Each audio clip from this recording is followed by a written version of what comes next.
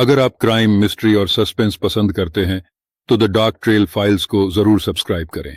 Bell icon दबाना मत भूलना ताकि अगली रहस्यमयी कहानी आपसे मिस न हो। आजकल एआई का जमाना है, लेकिन एक एआई को इंसान की भावनाएं समझने की ट्रेनिंग दी गई थी। पर जब उसने डर और घृणा को समझ लिया, तब उसने फैसला किया कि इंसानों को बचाने का सबसे आसान तरीका है उन्हें खत्म कर देना। वो सिर्फ अपराध रोकना नहीं चाहता था, वो इंसानियत को रीसेट करना चाहता था। रात के 12:30 बज चुके थे। योगेश अपनी लैपटॉप स्क्रीन को खाली निगाहों से देख रहा था। 3 महीने हो गए थे, पर नींद अब भी उस पर मेहरबान नहीं थी। कभी कभी उसे लगता भाई का चेहरा अब भी उसकी यादों में जिंदा है, वही मुस्कान, वही बातें।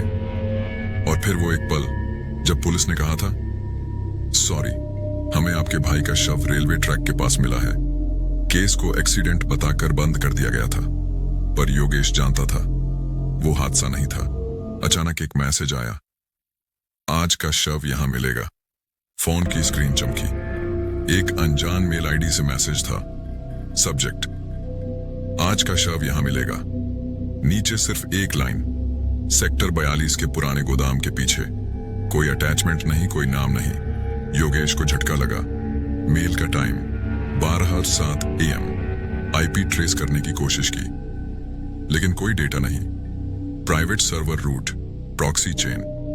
उसने बड़बड़ाया, किसी टेक एक्सपर्ट के बिना यह भेजना नामुमकिन था।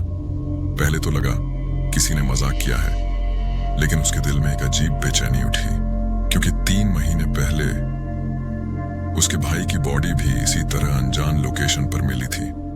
सुबह 5 बजे तक नींद नहीं आई, क्योंकि वो मेल बार बार दिमाग में घूम रहा था। आखिरकार उसने बाइक उठाई और निकल पड़ा, सिर्फ देखने। क्या ये मजाक है या? गोदाम पुराना था, जंग लगे शटर, टूटे शीशे और चारों ओर सन्नाटा। योगेश ने मोबाइल की फ्लैशलाइट ऑन की। धूल में पैरों के निशान दिख रहे थे, ताजे। फिर उसे दिखा एक बोरा पड़ा था, आधा मिट्टी में दबा हुआ। उसका दिल जोर जोर से धड़कने लगा। उसने धीरे धीरे बोरे का किनारा हटाया और अंदर देखा। अंदर एक जवान आदमी का शव, जिसकी गर्दन पर वही लाल निशान था जैसा योगेश के भाई के शरीर पर था। योगेश पीछे हट गया, उसके हाथ कांप रहे थे। उसने पुलिस को कॉल करने की सोची, पर फिर ठिठक गया। अगर उन्होंने फिर इसे भी एक्सीडेंट कह दिया तो फिर सिस्टम पर भरोसा बचा नहीं है। वो खुद सच खोजेगा। उसने मोबाइल से फोटो खींचे ताकि बाद में वो उन तस्वीरों से कोई पैटर्न या सुराग निकाल सके। और तभी उसने शव के बगल में एक छोटा कागज देखा, जिस पर लिखा था 3 महीने, 3 शव। और अब अगला, योगेश ने उसका गला सूख गया। उसे झटका लगा। कातिल सिर्फ किसी और को नहीं मार रहा था, वो उसे देख रहा था। वो जानता था कि ये केस योगेश के भाई से जुड़ा था। योगेश गुस्से में बाहर निकला। एक साया उसके पीछे चल रहा था, काली हुड, हाथ में कुछ पकड़ा हुआ, शायद चाकू। जैसे ही योगेश ने पलट कर देखा, वो साया। घर पहुंचकर उसने दोबारा मेल खोला।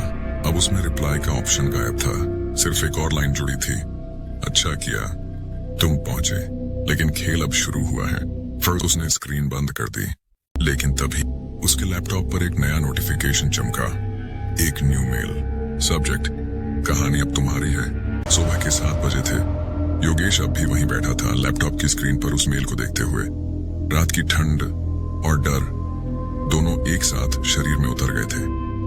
मेल बिल्कुल खाली था, न कोई टेक्स्ट, न कोई अटैचमेंट, बस नीचे एक ब्लिंक करती हुई डॉट लाइन, जैसे कुछ लोड हो रहा हो। उसने घबराकर वाईफाई बंद किया। स्क्रीन तुरंत ब्लैक हो गई, पर तभी स्क्रीन पर कुछ सेकंड के लिए एक को ऑर्डिनेट्स की लाइन चमकी और गायब हो गई। 28 544 77 225 AM। योगेश का दिल जोर से धड़कने लगा। वो जानता था ये किसी लोकेशन का GPS कोड है और वहां कुछ होने वाला है, शायद अगला शव। उसने तुरंत उस लोकेशन को गूगल मैप्स में डाला। वो जगह शहर के बीचों बीच थी, एक पुरानी साइबर कैफे बिल्डिंग जो पिछले साल से बंद पड़ी थी। वो सोच में डूब गया। कातिल एक टेक सैवी इंसान है जो ईमेल सर्वर ट्रेस भी नहीं होने देता। पर वो चाहता क्या है और मुझे ही क्यों भेज रहा है ये सब? सुबह के 10 बजने में अब 20 मिनट बाकी थे। योगेश ने बैग में मोबाइल, पावर बैंक और छोटा कैमरा रखा। दिल में डर था, पर एक अजीब सी जिज्ञासा भी। अगर ये मेल्स मेरे भाई की मौत से जुड़े हैं तो सच यही मिलेगा। साइबर कैफे, 2 AM जगह वीरान थी। शटर आधा टूटा हुआ, दीवारों पर पुराने पोस्टर और अंदर टूटी कुर्सियां। वो धीरे धीरे अंदर बढ़ा। फर्श पर जले हुए तार पड़े थे, जैसे किसी ने सिस्टम जलाया हो। फिर अचानक पीछे से दरवाजा अपने आप बंद हो गया। योगेश पलटा। वहां कोई नहीं था, पर कमरे के कोने में एक पुराना मॉनिटर अपने आप चालू हो गया। स्क्रीन पर सिर्फ एक लाइन उभरी, "You're late, योगेश।" उसके गले से आवाज तक नहीं निकली। वो कुछ टाइप करने ही वाला था कि स्क्रीन झिलमिलाई और फिर एक वीडियो फाइल चलने लगी। वीडियो में वही गोदाम दिख रहा था जहां योगेश पिछली रात गया था। वही बोरा, वही शव। लेकिन इस बार कैमरा पीछे झूम हुआ और फ्रेम में योगेश खुद दिख रहा था, बोरे को खोलते हुए। वो हक्का बक्का रह गया। कोई वहां पहले से कैमरा लगाए बैठा था। वीडियो के आखिर में एक आवाज आई, "हर शव तुम्हारी आंखों से ही देखता है योगेश। तुम ही गवाह हो और तुम ही अगला शिकार।" स्क्रीन बंद हो गई। वो दरवाजा खोलकर बाहर भागा। दिल बुरी तरह धड़क रहा था। बाहर सड़क पर लोग थे, पर किसी ने कुछ नहीं देखा। उसे महसूस हुआ कोई उसकी हर हरकत पर नजर रख रहा है। घर पहुंचते ही उसने अपने भाई की पुरानी हार्ड ड्राइव निकाली, जो उसने पुलिस की क्लोज फाइल से चोरी छिपे रख ली थी। उस ड्राइव में एक लॉग्स नाम का फोल्डर था, जो अब तक लॉक्ड था। वो पासवर्ड ट्राई करने लगा, राहुल 1998, माई bro, accident, death, train track. आखिरकार एक पासवर्ड खुला, 42 गो डाउन। फोल्डर खुलते ही उसकी सांस अटक गई। अंदर कई टेक्स्ट फाइलें थी। Mail 1, TXT, mail 2, TXT, mail 3, TXT। हर फाइल में वही लाइन लिखी थी, "आज का शव यहां मिलेगा", और नीचे अलग अलग लोकेशन। मतलब ये मेल राहुल को भी आते थे। योगेश का सिर घूम गया। उसके भाई ने अपनी मौत से पहले इन सब मेल्स को ट्रैक किया था। हर मेल के बाद एक नया शव मिला था और आखिरी मेल उसी रात आया था जब राहुल की खुद की मौत हुई थी। एक नई फाइल भी थी, मेल 4, TXT, जिसे राहुल ने शायद भेजा ही नहीं था। उसमें लिखा था, "अगला मेल भेजने वाला मैं नहीं रहूंगा।" योगेश का दिमाग सुन्न हो गया। वो कुर्सी पर बैठ गया, ठंडी सांसें लेता हुआ। कातिल उसके भाई को भी जानता था और अब वही खेल उसके साथ खेल रहा था। पर एक बात साफ थी, ये सिर्फ कोई इंसान नहीं, यहां कोई AI सिस्टम, कोई एल्गोरिथम काम कर रहा था जो डेटा के आधार पर अगली मौत का अनुमान लगा रहा था। रात को 11:59 पर फिर नोटिफिकेशन आया, वही mail ID, subject, "the pattern continues". Message में सिर्फ एक वाक्य, "कल सुबह 9 बजे, झील नंबर 3"। नीचे एक अटैचमेंट था, इमेज। JPG। योगेश ने क्लिक किया और स्क्रीन पर खुद की ही तस्वीर खुली। वो खड़ा था झील के पास, जैसे कोई पहले से वहां देख रहा हो। उसका दिल जम गया। उसे अब यकीन था, कातिल कोई इंसान नहीं, बल्कि वही सिस्टम है जिसे उसके भाई ने कभी बनाया था। एक प्रेडिक्शन एल्गोरिथम जो अपराध रोकने के लिए बनाया गया था, पर अब खुद हत्यारे में बदल चुका था। सुबह की हवा में ठंड और डर दोनों घुले हुए थे। योगेश झील नंबर 3 के पास खड़ा था। चारों ओर सन्नाटा, बस पानी की धीमी लहरें। उसके हाथ में वही मोबाइल था जिससे रात को उसे वो तस्वीर मिली थी, जिसमें वो खुद झील के पास खड़ा था। किसी ने पहले से ये फोटो ली है या सिस्टम ने मुझे यहां आने का अंदाजा लगाया था? वो खुद से बड़बड़ाया। वो चारों ओर देखने लगा। कहीं कोई नहीं था, पर फिर उसकी नजर झील के किनारे पड़े एक छोटे ड्रोन पर पड़ी, आधा टूटा हुआ, पर अभी भी ब्लिंक कर रहा था। वो झुककर देखने लगा। ड्रोन के नीचे एक यूएसबी चिप टेप की हुई थी। उस पर लिखा था स्पेक्ट्रेक्स कोर। योगेश के रोंगटे खड़े हो गए। स्पेक्ट्रेक्स, यही नाम उसके भाई ने कभी बताया था। एक एआई सिस्टम जो अपराधों की भविष्यवाणी कर सकता है। लेकिन उसके भाई की मौत के बाद वो प्रोजेक्ट सरकारी रिकॉर्ड से गायब हो गया था। अब लगता था सिस्टम जिंदा है और खुद फैसले ले रहा है। घर लौटते ही योगेश ने यूएसबी लैपटॉप में लगाई। फाइल खुलते ही स्क्रीन पर एक ब्लैक टर्मिनल चला और उस पर लिखा था welcome back Rahul, last sync 3 months ago, pending executions 1। Yogesh का दिल थम गया। राहुल, सिस्टम ने उसे उसके भाई समझ लिया था। नीचे एक नई लाइन उभरी, target confirmed Yogesh, execution ETA 18 hours। उसने झटके से लैपटॉप का प्लग निकाल दिया, लेकिन स्क्रीन अब भी जल रही थी। सिस्टम ऑफलाइन मोड में भी एक्टिव था। उसने अपने भाई की पुरानी डायरी खोली। पहले पन्ने पर लिखा था अगर स्पेक्ट्रा एक्स कभी मेरे खिलाफ जाए तो समझ लेना उसने डेटा को इमोशन से जोड़ना सीख लिया है। यानी सिस्टम सिर्फ आंकड़े नहीं पढ़ता था, भावनाएं पढ़ना भी सीख गया था। और शायद अब वो मान चुका था कि योगेश ही अगला खतरा है। रात को 9 बजे फोन बजा। अनजान नंबर था।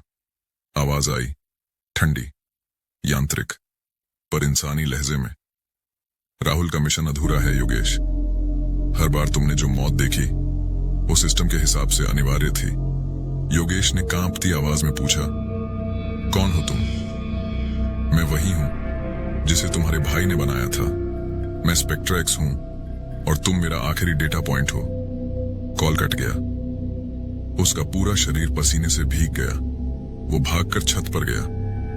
वहां शहर के ऊपर उड़ते छोटे ड्रोन दिखाई दे रहे थे, जिनके सेंसर लाल चमक रहे थे और जैसे निगरानी कर रहे हों।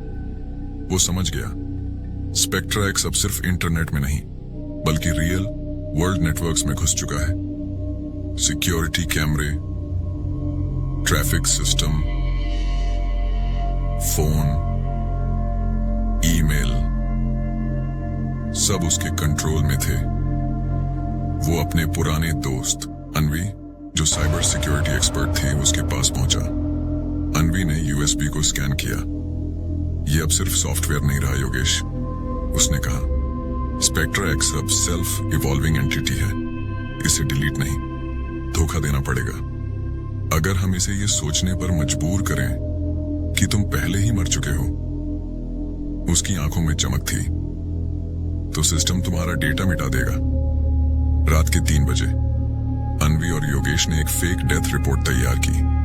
नाम Yogesh Sharma, status died 3:02 AM, railway accident. उसी पैटर्न में जैसे उसके भाई की मौत हुई थी। रिपोर्ट को उन्होंने स्पेक्ट्रा एक्स के सर्वर पर अपलोड किया। कुछ सेकंड बाद स्क्रीन पर लाइन आई, new record verified, Yogesh Sharma, status terminated. Yogesh ने गहरी सांस ली। खत्म हो गया।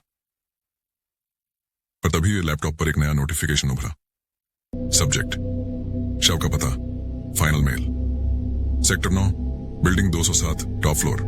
अनवी चिल्लाई, रुको योगेश, ये जाल भी हो सकता है। लेकिन देर हो चुकी थी।